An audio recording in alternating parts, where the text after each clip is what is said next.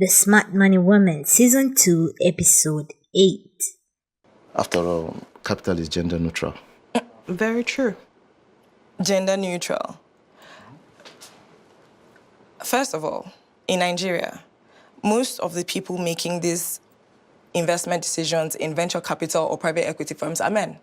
Men who know nothing about female-oriented businesses. Men who see female-oriented businesses as super niche or even worse, frivolous. Like, do you know how much homegrown beauty brands like Utopia Beauty or House of Tara make in yearly revenue? Yet, brands like this, with a proven track record of being profitable, still find it difficult to attract the right kind of capital. So imagine how hard it is for Anivier, who is making skincare products in her kitchen. Look, bottom line is, as long as the people, deciding who gets funding continue to look down at female-oriented products and services, capital will never be gender neutral. And that's all we can take for today.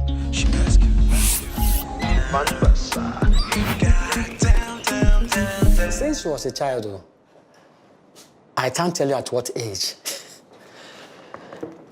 she forced me to invest in sewing machines. Lágbára Ọlọ́run. She's been very enterprising. She's very enterprising. Okay. Odabo, I'll see you at the club tonight, eh? All right. What? Why are you smiling? Daddy, who are you talking to? Oh, Steve Thomas. He said he saw the THA interview. And he was calling to congratulate me. You sounded proud of me. You always make me proud, Tamilore. Really? Yes. Doesn't always feel like that. I might be hard on you at times because I hate you not meeting your target and your full potential. But you made us proud. Come on. Oh. Guess what? What? I'm going to inject more funds into your business. Yes. I promise you. Oh, Daddy. I've already discussed your mom, actually. Tough love. Tami has this interview on TV that I guess goes really well. When she gets home, her dad's gushing to his friend about how proud he is of her, how she's always been about the fashion thing, even as a child, about how enterprising she is, and so on. After hanging up, he tells her that friend of his saw her on TV and called to congratulate him. Tami says, "You sounded proud of me." Like she's surprised. He says, "You always make me proud, Tamilore." Then, when she says it doesn't always feel like that, he says, quote, "I may be hard on you sometimes, but I hate seeing you not meet your targets and your fullest potential," end quote. Hello. Tough love has entered the chat. I've become so accustomed to gentle parenting because algorithmic bubble things that tough love seems like this antiquated thing. I know it's not antiquated though. Just a few days ago, someone who is not gentle parenting told me that gentle parenting is only for gentle children. So there's that. Let's start with definitions, just so we're on the same page. Tough love, according to Wikipedia, is the act of treating a person sternly or harshly with the intent to help them in the long run. It is linked to this belief that life is harsh and brutal and that toughening someone up, usually children, prepares them to face the realities of life. It will benefit them in the long run. One of the most heartbreaking tough love stories I ever had was about Lauryn Hill, as told by FD Signify on YouTube. He talked about how at one of her first performances as a child, black adults in the audience booed and were generally mean to her to toughen her up, push her to be better. And indeed, she was better the next time she performed, but at what cost? As bad as it is, I sent you to school to study marketing. You decided to take fashion design as a profession. Tami, I can't sustain the venture for 5 years. I've been putting money into your business and nothing is coming out from it. Daddy, that's not fair. Fashion is my passion. Passion what? Passion what? You children of nowadays bullshitting passion. You so close to socialites and they won't even pay you? That happened just once. I'm convinced you want to be hungry and poor. For 5 years, you can't even sustain a business. I don't want to indulge in your frivolous hobby. Tami, you need to get a job. Okay, Daddy. Did I hear you say okay? After I've wasted money for school fees, and I'm still wasting millions into your business, rubbish in our nonsense business. You know it wasn't my... Things didn't go according to plan, but I am fixing it. You are living under my roof. You are eating my food. I'm still giving you pocket money. And you are still sustaining your business. You still run back to me. Daddy, I need some money. In the past months, in the past 18 months, Daddy, you're not seeing any of the things I've been doing. Effort is nothing, result is everything. I'm trying. Tami, for your information, Daddy's bank is closed and can no longer sustain your business financially. Tami's father also used that strategy, openly mocking Tami and her passion, demeaning her work and abilities, telling her he was done wasting money on her, shaming her for still living at home and eating his food. Apparently, all this meanness was to push her to meet her targets and potential. And going by the results, it worked in both instances. And warranted meanness produced results that reinforce this parenting strategy. Now, Tami's dad, in the face of her new success, says he'll inject more funds into her business. So, I guess, yay. The problem with tough love is it's inefficient and ineffective. We tend to toughen children up because the world is tough, yet all that results in is tough children who become tough adults who uphold the tough world status quo. Tough people just reproduce a tough world. There's no reason for us to act in ways that sustain that status quo. We should all be working towards dismantling this harsh state of affairs we find ourselves in. If what we want is a world where you don't have to be tough, a world where you don't have to struggle to survive, what we need is to stop producing tough people. This is why gentle parenting is revolutionary. It preserves the softness, the gentleness of children and embodies the promise of a softer future, a more humane world. Tough love is counterproductive if our goal is a softer, more humane world. Gentle parenting, according to Parents magazine, is a way of parenting without shame, blame, or punishment. According to the Cleveland Clinic, it's a style that prioritizes empathy, respect, understanding, and setting healthy boundaries in an attempt to raise confident, independent, happy children. If there's something this world needs, it's more people guided by empathy for others. People who don't act out of fear or compulsion, but operate from a place of consideration for others, prioritizing democratic ways of making decisions. Second, tough love carries with it the inherent risk of harming and alienating your children. You may think of it as tough love designed to motivate your child and prepare them for the world, but they may just see it as cruelty. It could just end up building resentment in them. This will not only destroy your relationship, but it will also harm them. It could have a negative effect on their self-esteem and sense of self-worth, and may actually demoralize them instead of pushing them to do better. If we want to change the world, we have to start doing things differently. And one of the key changes we can make is in the quality of people we produce. Calm down. Which kind of conduct? Okay, what is all this? Okay, leave her. What is all this? Madam, you know how this country be now? This lady, wait, I borrowed her 150,000 naira for 2 months now. And she been dodging me since all this while. Wait, Olivia, don't get her today, but come here. Is it true? Stand here. Sorry. Is it true? Yes, ma. Man, the investment where I been tell you, then scam me. I been put 50,000. Then they gon' send me 100,000. I can't borrow money. Put. They say they go give me 300,000 in 30 days. They can't scam me. They block me for Instagram. I warned you. Sorry, I warned you not to do this sorry. thing. It's okay. Just get up. Get up. I will deal with you later. You're following me to the office. Okay, calm down. Calm down. But yeah, give me your account details. There's no need for the harassment. Yes. Give me your account number. 2 months or interest. And this was Housegirl. A while back, Adesuwa's Housegirl shared an investment idea she'd had of with Adesuwa. The investment was a bald-faced scam, and Adesuwa told her as much. The girl clearly didn't believe her, and she went ahead to borrow money and invest. Long story short, they paid her the first time, then asked for more, and when she did it the second time, they disappeared and blocked her everywhere. The man who loaned her money comes collecting. Adesuwa pays the debt she owes him, and then she and the Housegirl have a meeting.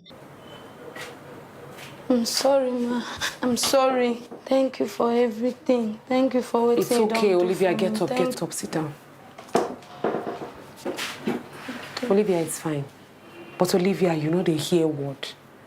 Imagine if I wasn't at home to save you from that man. They would have carried you to police station, and it's another story we'll be telling now. I know, ma. Na poverty cause am. Na because of the small salary I dey collect. They say na me dey go village take care of my pikin. I see they use am do other things, still pay transport. Na im make me go do the investment.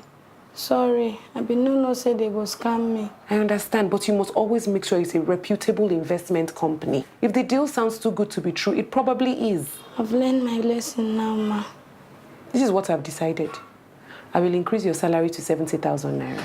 And I will open a Bloom savings account for you with 100,000 naira. Then every month, I'll be paying 20% of your salary into that account so that you can meet up with your savings and you can benefit from compounding interest. Adesuwa, sounding pleased with herself, says she'll raise the girl's salary to 70,000 naira a month. My heart sunk. What the heck was she earning before? Adesuwa earns approximately $5,000 a month, based on the fact that her annual salary is $60,000. She also has about $180,000 in investment in real estate and elsewhere. Before we get into the math, let's all keep in mind that the only reason Adesuwa is able to go and make all that big money is because she has a Housegirl. Someone handles all the other work that must be handled so that she can focus on her work. Someone else cooks and cleans and even takes care of her kid. That Housegirl functions as her partner in every way, except where compensation, recognition, and respect are concerned. Here, we have a high-powered woman whose storyline has included exploitation themes when it comes to compensation, exploiting her house help labor. She once talked about being paid what she was worth. Let's find out if she's paying her Housegirl what she's worth. Adesuwa earns $5,000 per month. Adesuwa's Housegirl, after the raise, earns $45 per month.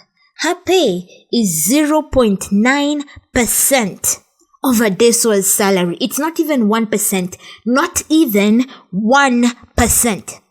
Let's once again think about the value this woman adds to Adesuwa's life. She's basically Adesuwa's co-parent and SJ's second parent, given that Soji is a fun times dad. She cooks and cleans after Adesuwa and is at her beck and call to do whatever Adesuwa needs so her life can flow on smoothly.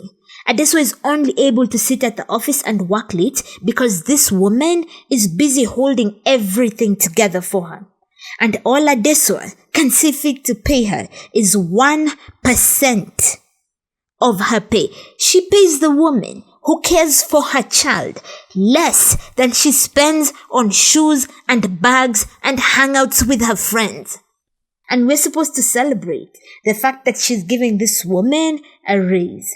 This is a feminist adjacent show. Meanwhile, the exploitation of this domestic worker goes entirely unremarked upon. I swear poor women can have no solidarity with girl boss types. They'll step over you to get to the top. How can you, with one breath, talk about how women are exploited in the workplace and their contributions devalued, then with the next breath, devalue domestic labor, which is almost exclusively women's labor? How can you devalue women's critical contributions like that?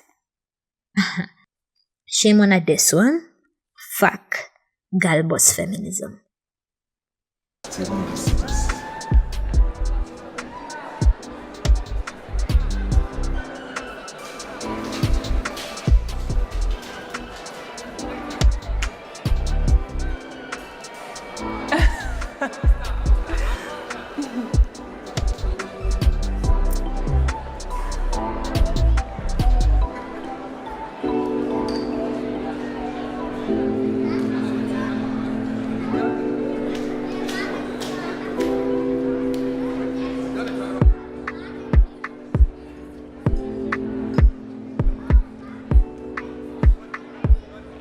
Zuri and Tsola. Tami's fashion show is here. Everyone's here, including Tsola and his new girl. This nigga is trash. He brought a girl to an event he knew Zuri was going to be at. How do you bring your new girl to one of her best friend's events? And you didn't even bring a girl you legit like, just some new rando you're banging. I was done with him before, but this was when I was done. This is a person who has no qualms about hurting you for no reason, pure shits and giggles. He knew arriving with this girl would hurt Zuri, and he did it anyway. You have no business being in a relationship with a man like that, a man who would put his ego over you, prioritizing other people's perception of him over your feelings. So now he's proven to everyone how he's moving on, how he can still score the hottest chicks, and in so doing has actively chosen to hurt the woman he claims to love. Bullshit. If random people's opinions matter more than hurting me, all I'm hearing is you're a dangerous person who I am exceedingly lucky to be rid of. Thank you so much for, putting all this together for Tami. She's super grateful. We all are. No problem.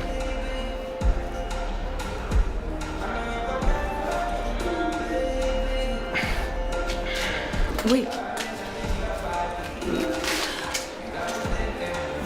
Wanted to know if we could talk? This is not a good time, Zuri. Enjoy the rest of your time with your friends.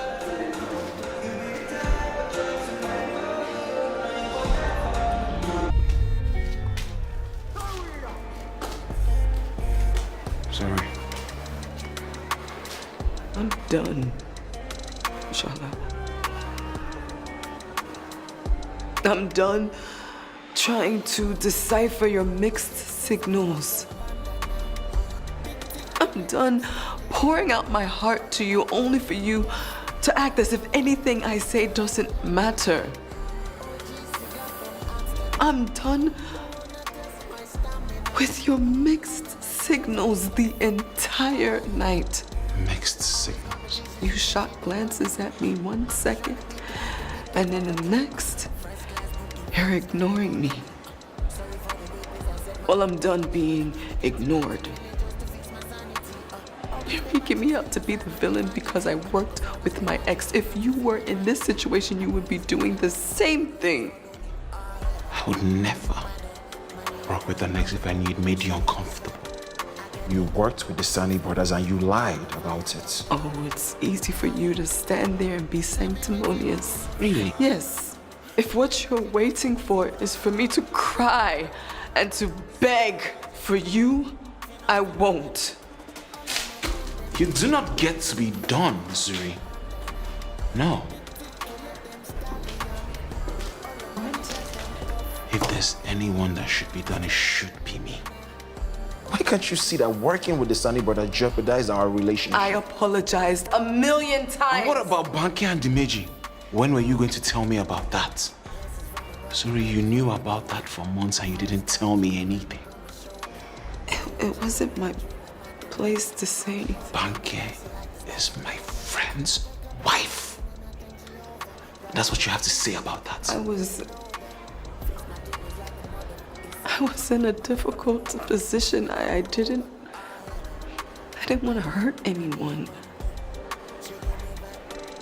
You know what, I'm just glad I found out about your deceitful ways before it got too late. What? Yes, Zuri. I deserve to be with someone who greets me good morning and I don't have to look outside to cross-check. So no, you don't get to be done. I'm done.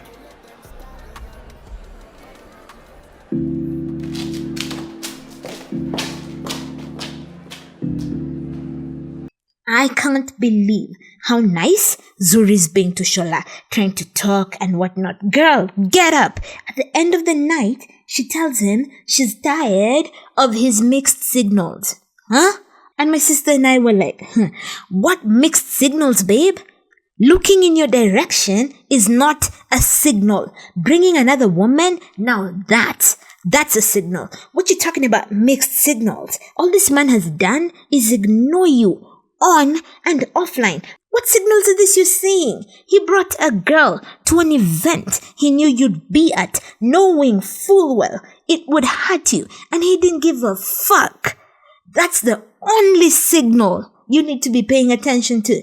He asks her why she didn't tell him about Dimeji and Banke. Dude, all you were doing was working on your little project, and I was worrying about my job. We were busy getting to dates late. Banke and Dimeji banging was not a priority. Second, your friend was busy hitting on everything in front of you. You saw him checking Banke out. I didn't think you cared that much about cheating with friends like that, calling me deceitful when you're the one that's friends with the cheater. Sanctimonious prick. The truth is, he didn't even care about the cheating. When Dimeji showed him the picture, he didn't look torn up for his well-named friend Badebo. He didn't, not even a little bit. He didn't even look mad at Dimeji. Where was all this moral indignation? Heck, he was still planning on meeting up with Dimeji when he bumped into Banke and she spilled all the beans about Zuri knowing. Heck, he said it with his own mouth that he'd begged Dimeji for someone who would sleep with someone's wife. Emphasis on someone's wife, which points to a wife as a man's belonging that no one else should touch. He kept being friends with him, knowing the kind of man he is. At least Zuri is not friends with Banke, the whore of note. What's your excuse? Shut up and sit down, judgmental twat. You know what I hate most about Zuri and Shola? They're supposed to be goals. They're supposed to be the romantic fantasy on TV, but they're so far from it. They're what you shouldn't want. I hate it that movies now don't write the kind of love stories that men see and tell women. Men like that don't exist. Now our romance stories feature men that men look at and go like, yeah, see, no man is going to be okay with you working with an ex. I hate it so much for all of us. All it does is lower the bar, which is already at the bottom of hell. She should have took Lara's advice. Shola's moving mad, so take the L and move on. I missed Ladin again. I kept thinking about what her story would have been. Missed her and Buddy together. At least they were goals. Ugh. R.I.P. Karibi Fubara.